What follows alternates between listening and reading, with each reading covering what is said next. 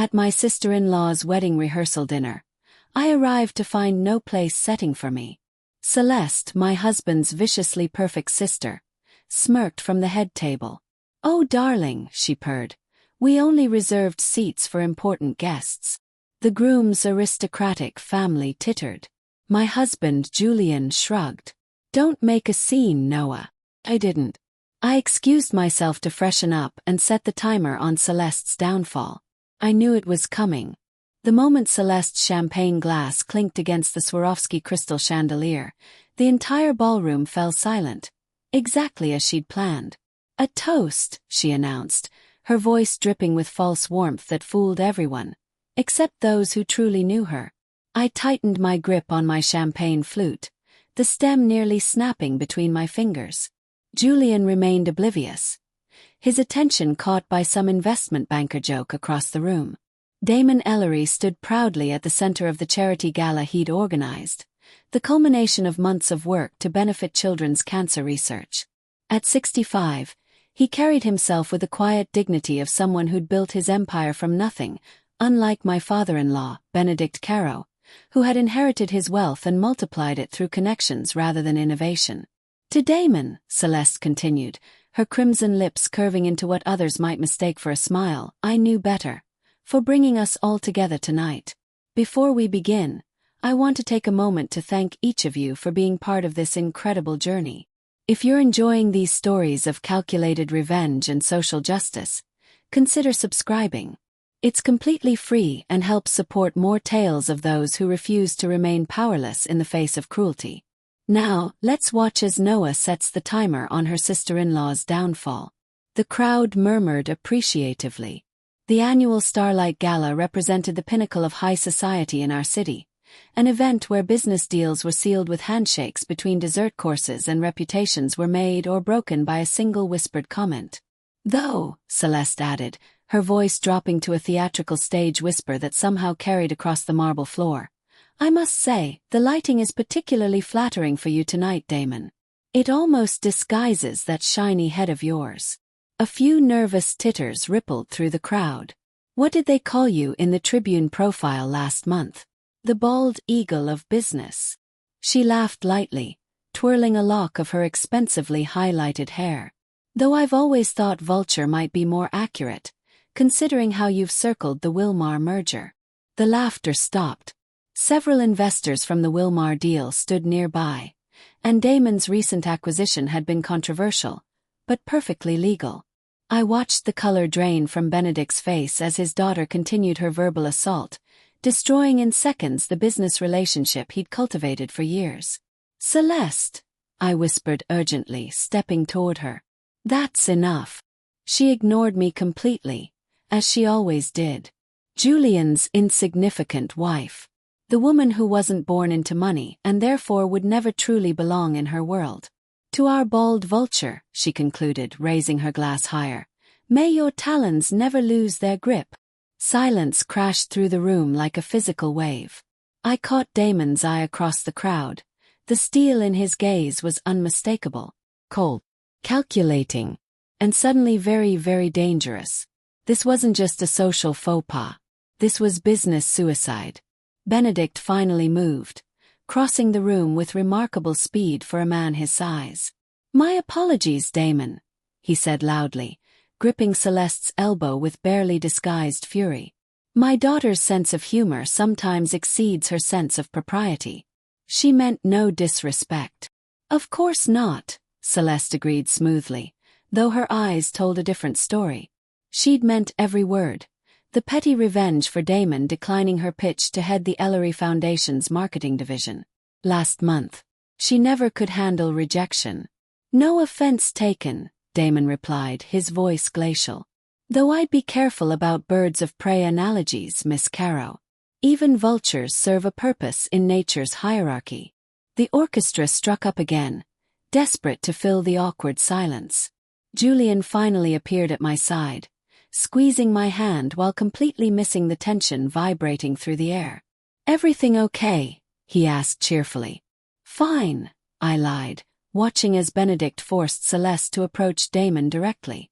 Her apology was a masterpiece of insincerity. I'm terribly sorry if my toast came across as inappropriate, Damon. You know how I adore your unique profile. Damon's nod was so stiff it might have cracked. Of course, Celeste. Your candor has always been your most distinctive quality. That should have been the end of it. A social misstep smoothed over with practiced politeness. But I'd spent enough time observing the dynamics between these powerful families to recognize the tremor that had just rippled through the foundation of their carefully constructed alliance. He'll never forgive her, a voice murmured at my elbow. I turned to find Zoe Ellery, Damon's daughter, and surprisingly, my closest friend in this world of sharks disguised as socialites. Unlike the other trust fund children, Zoe had actually worked her way up in her father's company, starting in the mailroom despite her last name. Your father has always been gracious, I offered diplomatically. Zoe snorted delicately, steering me toward the terrace doors. In public, yes. But did you see his eyes? Outside, the summer night enveloped us in blessed quiet. The city skyline glittered beneath us, the Ellery Tower's distinctive silhouette dominating the view. Dad's been looking for an exit strategy from your in-laws' business for months, she confessed, her voice barely above a whisper. This merger with the Hartley Group that Benedict keeps bragging about. It's built on sand. The only reason Dad hasn't pulled out completely is because of the history between our families. I absorbed this information silently, filing it away like the loaded weapon it was. For 3 years I'd endured Celeste's subtle jabs, her ways of reminding me I would always be an outsider. The scholarship girl who'd somehow snagged the Caro heir but would never truly belong. Don't repeat that, Zoe added quickly. Dad would kill me. But I thought you should know. Before I could respond, the terrace doors flew open. Benedict emerged, booming with artificial joviality, his arm slung around Damon's stiff shoulders. The future looks bright, doesn't it, Damon? Once we finalize the Hartley merger next month, we'll dominate the entire eastern seaboard. Indeed, Damon replied, his smile tight and empty. I noticed how it didn't reach his eyes. The same eyes that had locked with mine earlier, filled with quiet fury. More guests spilled out onto the terrace as the fundraising portion of the evening concluded. Julian found me again, wrapped in his carefree bubble of privilege, utterly unaware of the business apocalypse his sister had nearly triggered. Dad says we've raised $8 million tonight, he told me proudly. Celeste's already planning how to leverage it for the wedding publicity. Course she was. Celeste's upcoming marriage to the Hartley heir had nothing to do with love, and everything to do with merging two family empires. I nodded and smiled, playing my part as the supportive wife while inwardly contemplating the web of lies and leverage that held this glittering world together. Precisely 10 o'clock, the fireworks began, exploding over the river in brilliant cascades of light. As everyone's faces turned skyward, I made my decision. 3 years of subtle humiliation. 3 years of being the outsider, tolerated but never accepted. 3 years of watching Celeste crush anyone tension. His knuckles white in the darkness. Is everything okay? I asked, though I already suspected the answer. He hesitated. Just business stress. Nothing for you to worry about. I'm your wife. If something's bothering you, I want to know. Julian sighed heavily. It's this merger. If the Hartley deal falls through, he trailed off, then admitted reluctantly. Dad's leveraged almost everything on this. The wedding, the merger announcement, the expansion plans. It's all tied together. One domino falls, they all fall. I placed my hand over his. I'm sure it will work out. Of course it will, he agreed too quickly. Celeste won't let it fail. She's already got the wedding plan down to the last petal. I didn't mention the sweat wet on Mr. Hartley's brow or his frantic phone call. Some observations were best kept to myself. 3 days later, Zoe called me at midnight. I slipped out of bed, leaving Julian sleeping deeply, and took the call in our home office. Noah, sorry for the late hour, but I thought you should know. Zoe's voice was tight with suppressed excitement. Dad's reached his breaking point with the Caros. He's liquidating all shares in their joint ventures tomorrow afternoon. My heart raced. Tomorrow? Are you sure? Positive. The paperwork's already drawn up. He's calling Benedict at 2 o'clock to break the news. He paused. It's going to be brutal. The market will react immediately. What about the Hartley merger? That's the thing. It's built entirely on the foundation of our company's partnership. Once Dad pulls out, the whole house of cards collapses. I closed my eyes, visualizing the timing. The rehearsal dinner was tomorrow night. Is it? Zoe feigned innocence, poorly. What unfortunate timing. After we hung up, I sat in the darkened office, possibilities unfolding before me like a chess match reaching its conclusion. 3 years of calculated patience, of watching and waiting, had led to this perfect moment. The pieces were aligned. Celeste's cruelty, Benedict's arrogance, and their business, built on exploitation rather than innovation. I picked up my phone and scrolled to a number I rarely used. My finger hovered over it briefly before I pressed call. Damon answered on the second ring, his voice alert despite the hour. Noah, is everything all right? Everything's fine, I assured him, my voice steady as a surgeon's hand. I hope I'm not calling too late. Not at all. What can I do for you? I chose my words carefully. Zoe mentioned you're planning some significant business changes tomorrow. She shouldn't have shared that information. Probably not, I agreed. But she did. And it got me thinking about timing. Timing. I traced a pattern on my desk, my voice dropping to almost a whisper. What if you moved your timeline up to tonight? The silence stretched between us, charged with understanding. Tonight, he repeated slowly. During the rehearsal dinner, you mean? I didn't confirm or deny. I didn't need to. Damon's low chuckle held no humor, only recognition of a worthy strategy. You've always seen more than others give you credit for, haven't you, Noah? I observe, I said simply. And now you want to act. Justice delayed is justice denied. Isn't that what they say? Another long pause. Then, I'll need to make some calls. Of course. I wouldn't want to keep you. As I prepared to hang up, his voice stopped me. Noah, why now? After all this time. I thought of Celeste's smirk at the gala, of years of subtle dismissals and not so subtle humiliations, of being treated as an outsider in my own family. Let's just say I believe in perfect timing. I ended the call and sat motionless in the darkness, the quiet hum of anticipation buzzing beneath my skin. Tomorrow night, Celeste's perfect world would shatter, and I would be there to witness every moment of her downfall.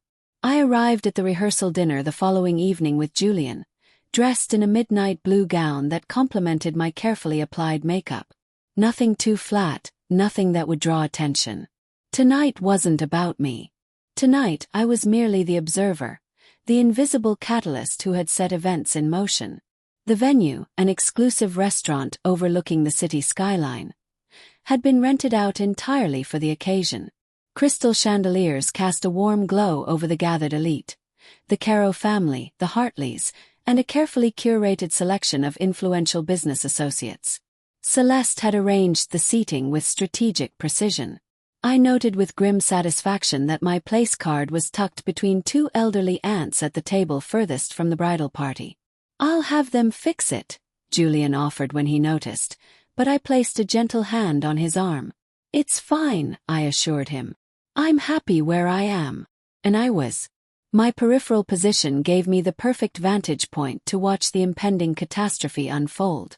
I checked my watch discreetly. 7:45 p.m. Damon had confirmed by text that everything was in place. His team had executed the share liquidation with silent efficiency over the past 18 hours. Financial news outlets had been alerted, time to break the story at precisely 8 p.m., right as Benedict would be giving his rehearsal dinner speech. The first course arrived, a delicate arrangement of scallops I barely tasted. My attention was fixed on the head table, where Celeste preened in a silver sheath dress, a diamond necklace catching the light with every movement. It had been a PR wedding gift from Alexander, though I suspected it was yet another strategic investment. Another piece of collateral in their transaction disguised as romance. At 8:05, Benedict rose from his seat, champagne glass in hand. The murmur of conversation died down as he cleared his throat. "Distinguished guests, beloved family members," he began, his voice carrying the practiced resonance of someone accustomed to boardroom speeches. "We gather tonight on the eve of a momentous occasion, not just the union of two people, but the joining of two great legacies." I took a small sip of wine, savoring the moment like the vintage in my glass. Tomorrow, when Celeste and Alexander exchange vows, they will be cementing more than their love. They will be forging the future. A future of prosperity, growth, and... His phone buzzed loudly against the table. Benedict frowned, glancing down at the screen. His face remained composed, but I caught the slight tightening around his eyes. He silenced the device and continued. "As I was saying, a future of unprecedented opportunity for..." The phone buzzed again, and again, and again, not just his now but phones throughout the room. The soft chime of notifications created a discordant symphony that drowned out his words. Mr. Hartley was the first to check his device. I watched the blood drain from his face in real time, leaving him ashen under the chandelier light. "Benedict," he interrupted, his voice strangled. "The stock..." The rest of his sentence was lost as Benedict's phone rang. A distinctive ringtone he used only for his most critical business calls. With a strained smile, he excused himself. "One moment, please. I'm sure it's nothing." But it wasn't nothing. Through the glass partition separating the private dining room from the corridor, we could all see Benedict's expression transform, disbelief then rage. The progression was fascinating to witness, like watching a sculpture crack from within. He reappeared a moment later, face contorted. "What do you mean he's withdrawn?" His scream silenced the orchestra. The glass he'd been holding shattered against the floor. "That's impossible. The paperwork wasn't finalized until next week." The room froze. Celeste's hand flew to her throat, clutching at her diamond necklace as though it suddenly restricted her breathing. "Father!" Her voice held a note I'd never heard before. Pure fear. Benedict didn't respond.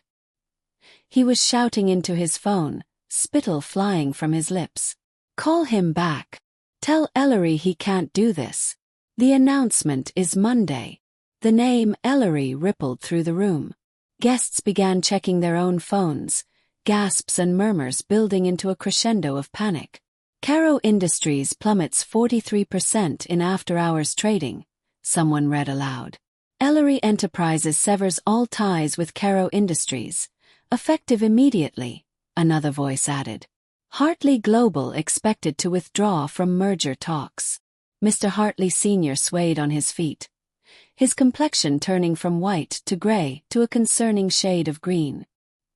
He reached for the table to steady himself, missed and collapsed face first into his chocolate soufflé. The chaos that followed was exquisite.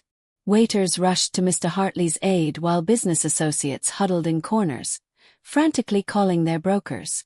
The organist, unsure whether to continue playing, awkwardly transitioned to a somber melody that only heightened the sense of disaster. And through it all, Celeste stood statue still, the realization dawning across her perfect features. This wasn't just a business setback. This was the end of everything she'd planned. "The wedding," she whispered. Then louder, panicked. "The wedding! What about the wedding?" Alexander was already on his phone, his back turned to his fiancée as he barked orders to his financial team. The gesture said everything. When faced with choosing between Celeste and his family's money, there was no contest. Celeste's composure cracked. She lunged at Julian, who had been watching the scene, unfolded with the same stunned expression as everyone else. "Do something," she screamed, her manicured nails digging into his arm. "Call your contacts. Call someone. This can't be happening." Julian looked helplessly from his sister to his father, who was now slumped in a chair, phone pressed to his ear as he begged his legal team for options. I don't think there's anything we can do, Celeste, he said softly. If Ellery's pulled out, I don't care what he's done. Her voice rose to a pitch that made the crystal ring. Fix it. I remained in my seat, calmly lifting my wine glass to my lips. Our eyes met across the chaos, Celeste wild with desperation, my mind steady with satisfaction.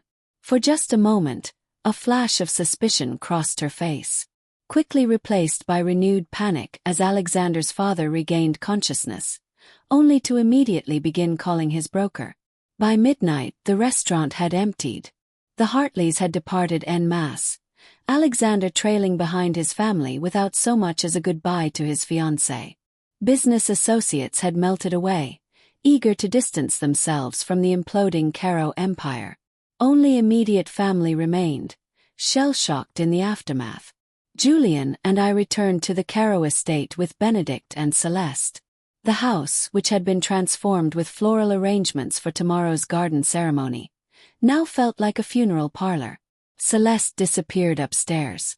Benedict locked himself in his study with a bottle of scotch. Dawn broke with the inevitable announcement. The wedding was cancelled.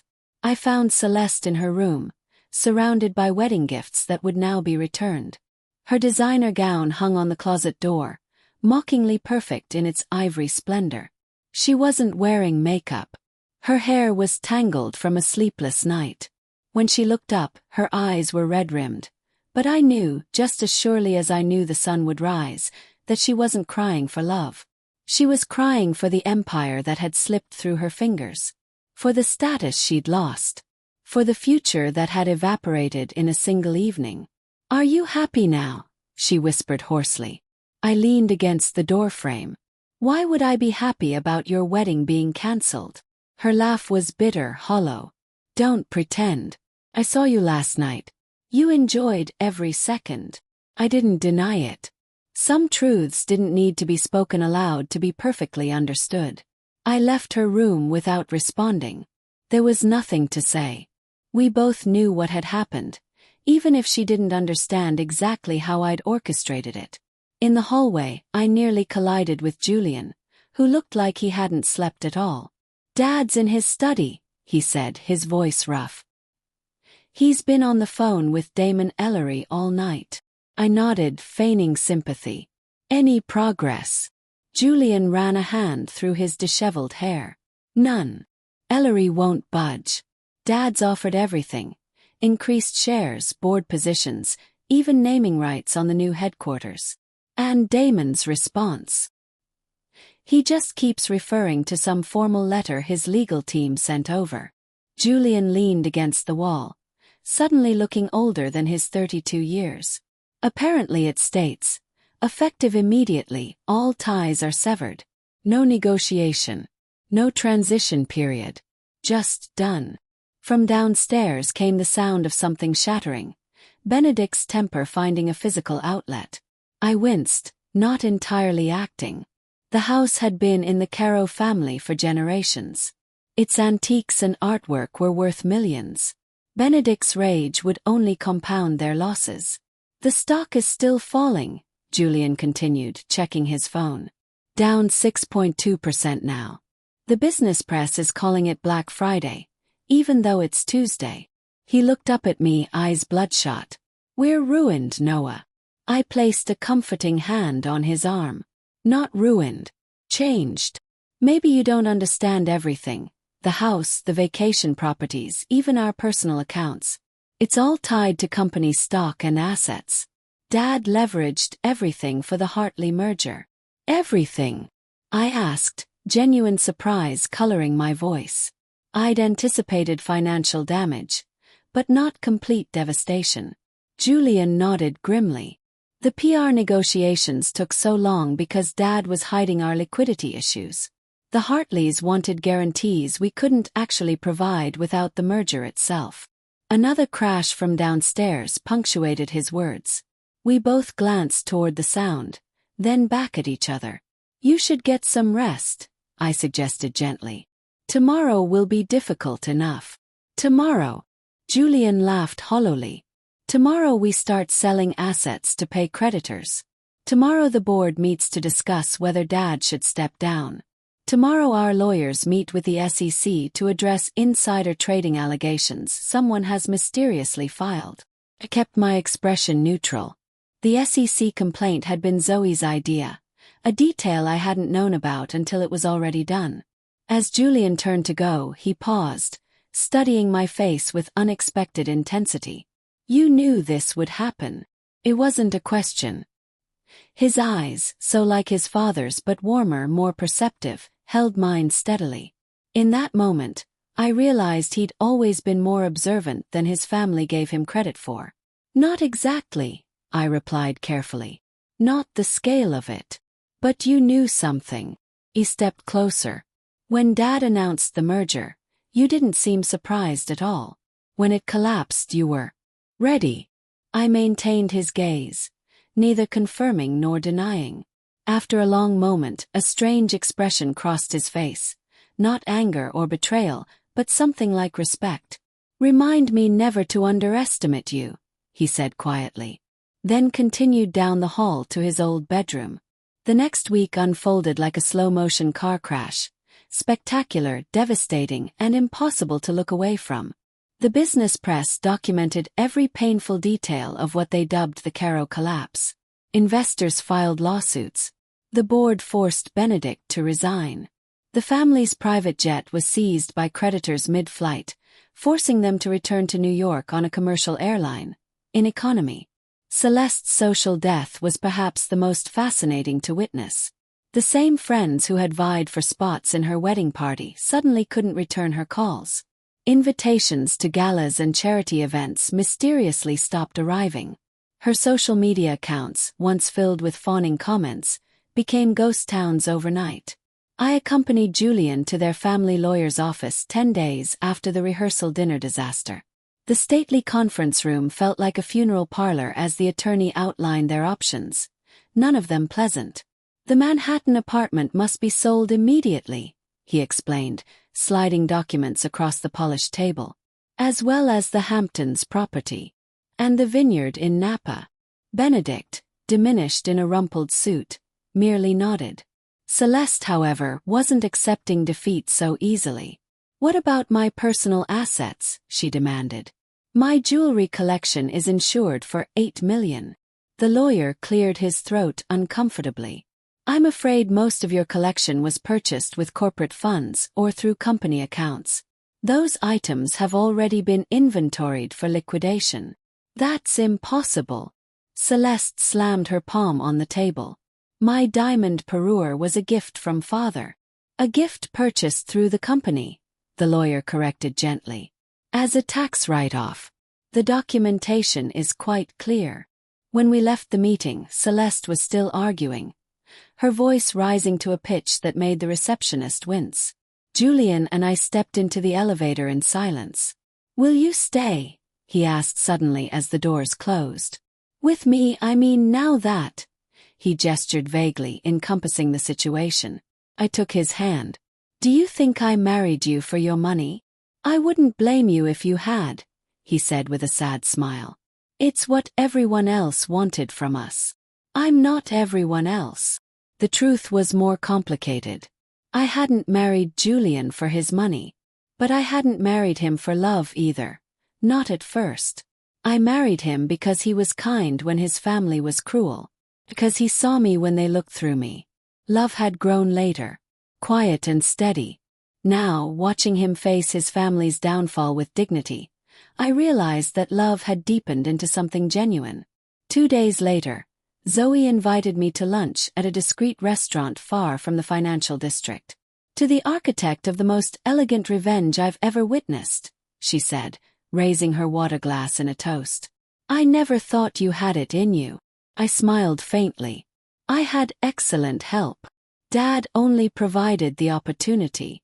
You recognized the perfect moment to strike. From her handbag, she withdrew a small velvet pouch. I brought you something. Inside lay a strand of perfect South Sea pearls. I recognized them immediately. Celeste had worn them to my wedding, commenting loudly on their value compared to my modest diamond pendant. How did you? They were part of the asset seizure. Dad's company acquired them in the liquidation. He thought you might appreciate them. Zoe's smile was wicked. A trophy for the real winner. We shared a conspiratorial laugh, though mine felt hollow. Revenge, I was discovering, wasn't quite as satisfying as I'd imagined. It didn't erase the years of slights and humiliations. It didn't heal old wounds. It merely balanced the scales. The following weekend, I visited the Caro estate one last time. Movers were packing up the last of the family's belongings before the property went to auction. Celeste was nowhere to be seen. Rumor had it she'd accepted a distant cousin's offer of a guest house in Connecticut. In the master suite, the safe stood open and empty, save for a few pieces of jewelry deemed Benedict's personal property. I recognized several items he'd given Celeste over the years, pieces she'd flaunted at every opportunity. With the movers distracted downstairs, I gathered the remaining items: a diamond tennis bracelet, sapphire earrings, an emerald pendant, and slipped them into my purse. Not to keep, but for a purpose that felt like closing a circle. That evening, I made an anonymous donation to the Children's Cancer Charity that had hosted the gala where this all began. The accompanying note specified that the jewelry be auctioned at their next fundraiser. The irony was delicious. Celeste's symbols of status would now fund the cause she'd used merely as a backdrop for her social climbing. As I walked away from the courier service, I felt a weight lift. The Caro Empire had fallen, but from its ashes, something more honest might emerge. For Benedict, perhaps humility. For Celeste, maybe self-awareness. For Julian, definitely freedom from his family's toxic expectations. And for me, a quiet triumph. But also closure. The scales had balanced. Justice, cold and precise, had been served. 3 weeks after the Caro Empire's collapse, Julian and I moved into a modest brownstone in Brooklyn. A far cry from the penthouse we'd once shared. The building needed work. The hardwood floors were scuffed from previous tenants. But sunlight streamed through tall windows, warming the empty rooms with promise. It was the first property either of us had owned that wasn't connected to the family fortune. "It's small," Julian said apologetically as we carried in our first boxes. "It's ours," I corrected him. "Really ours." We were building a new life. From scratch. Together. Had accepted a teaching position at a business school, a significant step down in prestige and salary from his former executive role, but his eyes had lit up when describing the opportunity to shape young minds, without his father's shadow looming over him. I was surprised when Benedict asked to visit us a month after we'd settled in. He arrived looking like a different man. His designer suit replaced by khakis and a simple button-down. His luxury watch gone. His bearing less commanding but somehow more authentic. "Nice place," he said, glancing around our living room. No snide remarks, no backhanded compliments, just a simple observation. Julian had been called to the university for an emergency faculty meeting, leaving Benedict and me alone with a pot of coffee between us. The silence stretched uncomfortably until he cleared his throat. "I owe you an apology, Noah." I raised an eyebrow but said nothing. "When Julian first brought you home, I saw you as..." He paused, searching for words. "Beneath you," I supplied. He nodded, surprising me with his honesty. "I was wrong. You were the only one who saw us clearly. Who saw Celeste clearly." His mention of his daughter sent a pang of something, not quite guilt but close, through me. I'd orchestrated their downfall without remorse, but sitting across from this humbled version of Benedict Caro, I found myself wondering about the human cost. "How is she?" asked. Benedict looked down at his coffee cup.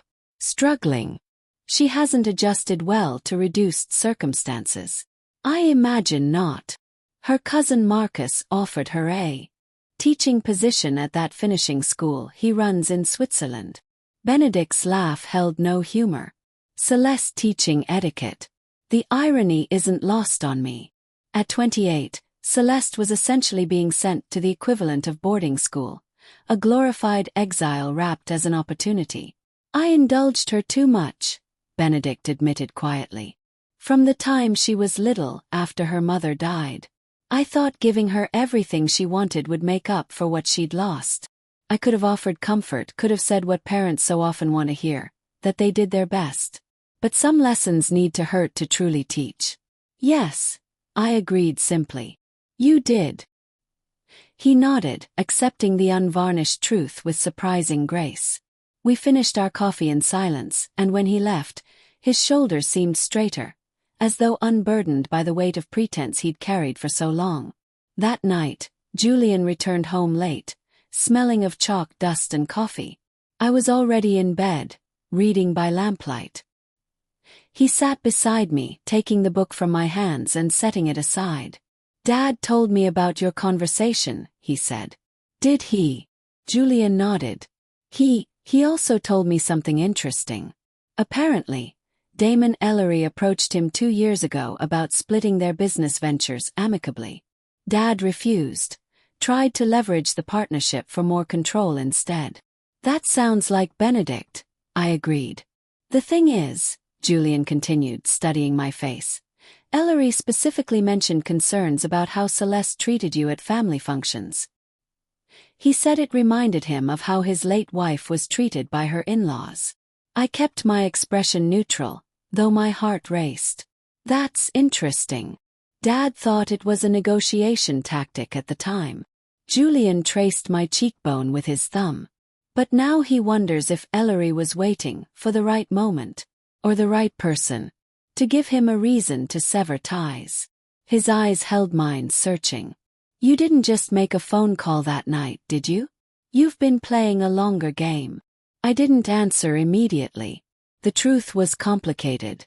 I hadn't planned everything from the beginning, but I'd been collecting information, building relationships, waiting for an opportunity. "Does it matter now?" I asked softly. "No," he said after a moment. "Except that I'm realizing I never really knew you." His smile held a mixture of awe and weariness. "You're terrifying. And I love you for it." He kissed me then, and something shifted between us, the last pretenses falling away, leaving something raw and honest in their place. Our marriage, built initially on convenience and attraction, had transformed through crisis into something deeper, stronger for having been tested. The following morning, a courier delivered a small package addressed to me. Inside was a handwritten note on heavy stationery, accompanied by a vintage fountain pen in a leather case.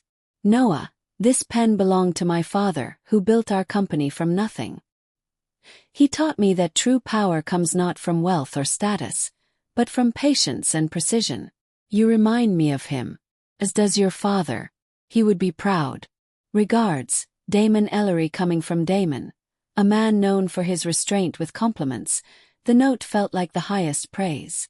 My father, a professor of ethics who died before I met Julian, had indeed valued integrity above all else. He'd be conflicted about my methods perhaps, but he would have understood the justice at their core.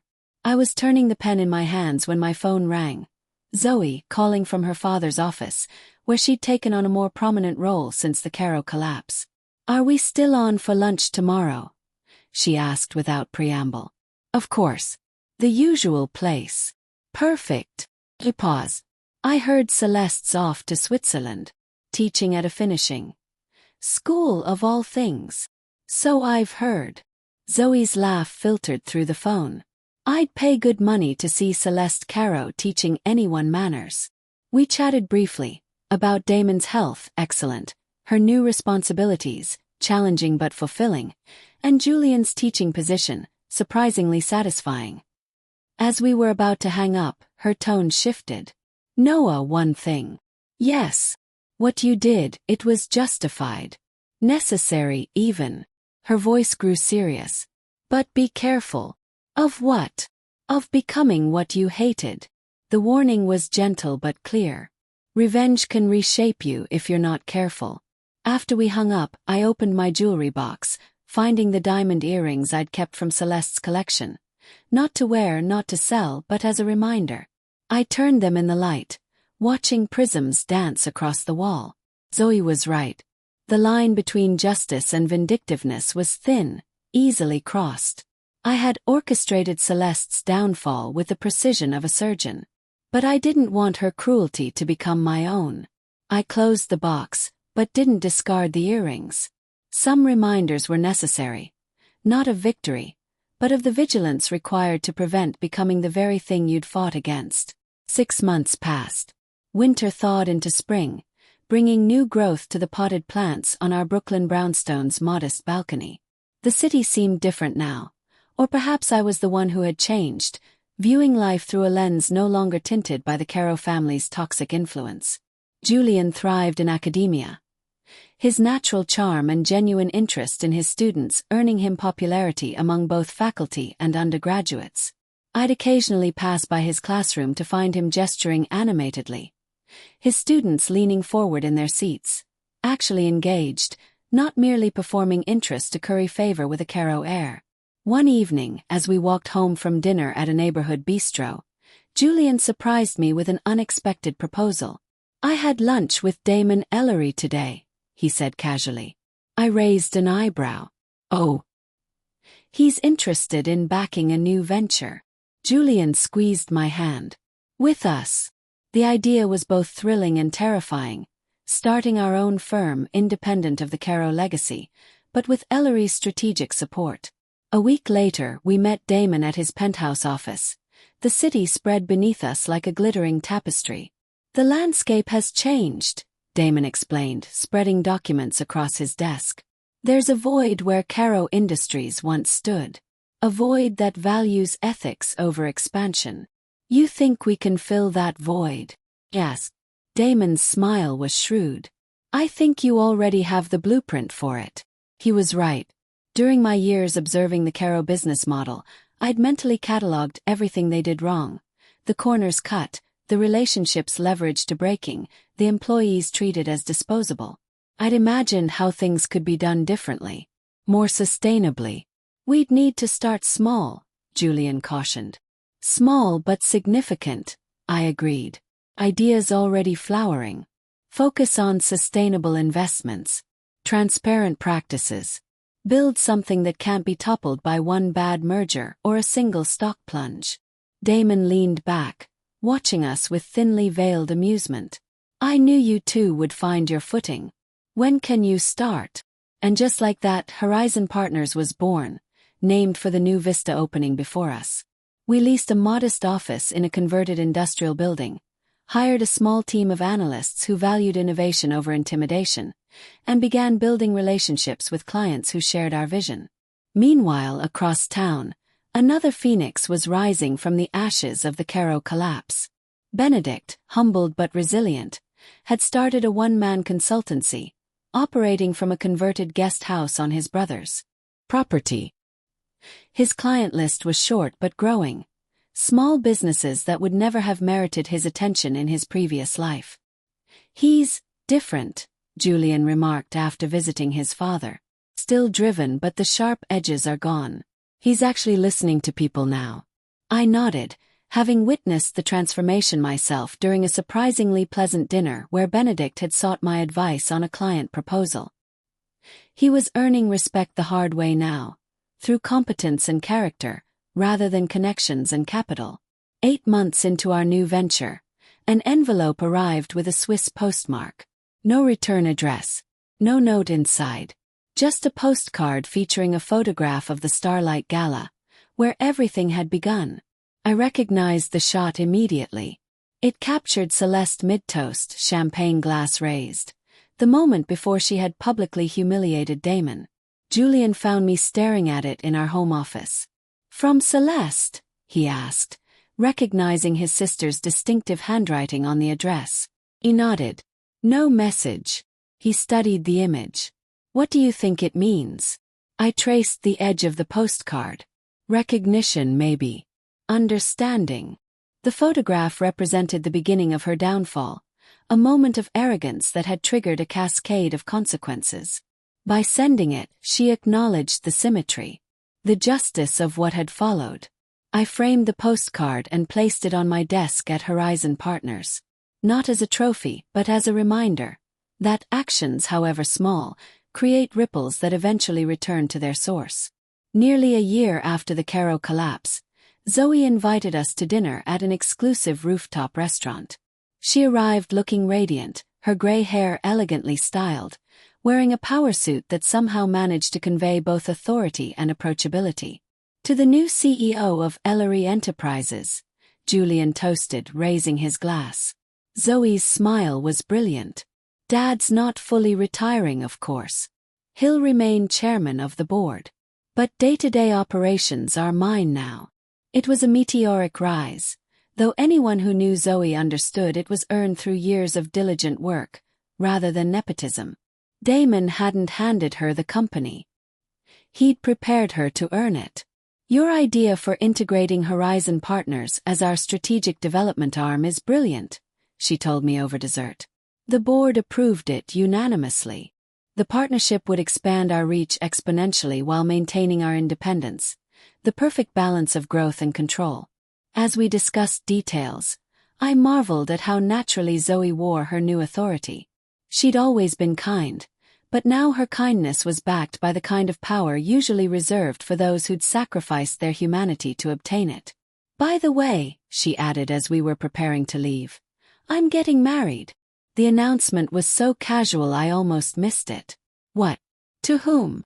James Porter, she said, blushing slightly. He teaches literature at Columbia. We met at a fundraiser last fall. Not a business merger. Not a strategic alliance. Just love. Simple and unencumbered by ulterior motives. The wedding was planned for summer. Intimate and understated. Despite Zoe's wealth and position, there were no corporate sponsorships disguised as floral arrangements, no business deals sealed between ceremony and reception. On a perfect June day, we gathered in the sculpture garden of the Metropolitan Museum of Art. Zoe glowed in a sleek ivory sheath, her hand steady in her father's as he walked her down the aisle. Damon, showing his age now but still formidable, beamed with naked pride. Never thought I'd see the day, he murmured to me at the reception. A Lambert marrying for love instead of leverage. I watched as Zoe and James shared their first dance, their movements perfectly synchronized despite having taken no lessons. Times are changing, Damon acknowledged, raising his glass slightly. As the evening progressed, I found myself standing with Zoe near the fountain, both of us slightly apart from the celebration, observing the happiness we'd helped create. Remember when we met? She asked. At that awful Christmas party, where Celeste accidentally spilled red wine on your white dress? I laughed softly. How could I forget? You appeared with club soda and a knowing look. I recognized a kindred spirit, Zoe admitted. Someone who saw through the facade but played the game anyway. She glanced around at the gathered guests, genuine friends rather than strategic connections. Look where it got us. I followed her gaze to Julian, deep in conversation with James about some obscure literary theory, his face animated with genuine interest. To Damon, showing photos of his community garden project to a retired judge. To Benedict, contentedly watching his daughter's happiness. Karma doesn't forget addresses, I whispered, an old saying of my father's that seemed particularly apartment. Zoe squeezed my hand. Neither do friends. As the orchestra struck up another waltz, Julian appeared at my side, hand extended in invitation. I stepped into his arms, moving across the floor with the ease of partners who had weathered storms together and emerged stronger. The past was behind us.